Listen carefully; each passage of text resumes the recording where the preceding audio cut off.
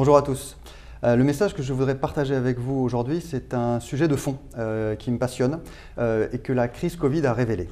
Il y a 2 ans, on vivait le premier confinement et avec ce premier confinement, un élan de générosité considérable pour les soignants, pour la recherche, pour tous ceux qui prenaient soin des autres. Et parmi tous ces publics bénéficiaires, les hospitaliers, les personnels des hôpitaux publics. Et ce sujet qui m'intéresse, c'est le sujet du lien entre service public et mécénat. Ce n'est pas complètement évident en France, culturellement, de se dire que le service public peut faire appel à la générosité publique. Les acteurs de l'ESS, je pense, y sont sensibles, eux qui ne bénéficient pas de la solidarité nationale à travers l'impôt, comme le font les établissements publics. Et pourtant, ces dons-là, ils ont été extrêmement importants.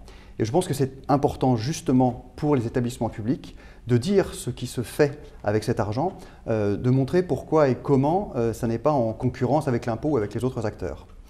Alors, ce n'est pas nouveau le mécénat au bénéfice du service public. Les hôpitaux très connus de l'AP-HP, que sont Lariboisière, Necker, Cochin, Beaujon, ce ne sont pas des noms de grands médecins, ce sont des noms de philanthropes qui, il y a quelques siècles, avaient donné leur fortune pour qu'on crée des hôpitaux dont nous bénéficions tous aujourd'hui.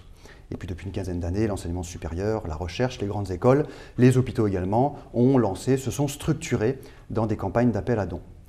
Mais la crise Covid a eu quelque chose d'un peu particulier, qui est qu'on a focalisé les choses sur la figure du soignant et non pas du service public. Et effectivement, il y a beaucoup de soignants qui ne font pas partie du service public et qui ont bénéficié aussi de ces dons.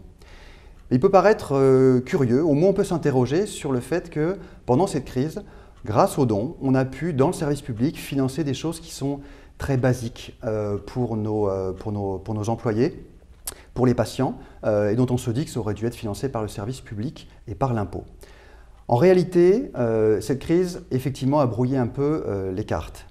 Mais le mécénat à destination du service public, en général, ne finance pas le fonctionnement habituel. C'est un point sur lequel il faut qu'on soit beaucoup plus précis que nous ne le sommes habituellement. En gros, aujourd'hui, les dons permettent de financer le premier pas quand on veut innover, expérimenter sur quelque chose, que ce soit dans l'université, dans le monde de la recherche ou à l'hôpital. Et ces innovations, bien souvent, elles ne sont pas financées par l'argent public. Il faut trouver des ressources supplémentaires. On veut avoir des services publics innovants, il faut qu'on ait les moyens d'innover, de tenter des choses. Ou bien c'est pour le pas de côté. On est à côté de nos missions principales, mais on a l'intuition qu'il y a quelque chose là qui va être important dans les années à venir, et il faut qu'on se lance déjà. Donc voilà à quoi servent en général les dons. Certes, pendant Covid, il a fallu revenir à des éléments, parce qu'on était en crise, très basiques, des conditions de travail. Mais je voudrais rassurer tout le monde, et notamment tous nos partenaires de l'ESS, sur le fait que ces dons, ils sont utiles pour le service public. Et je propose qu'on puisse en parler tous ensemble de manière très sereine, parce que c'est un vrai sujet de société.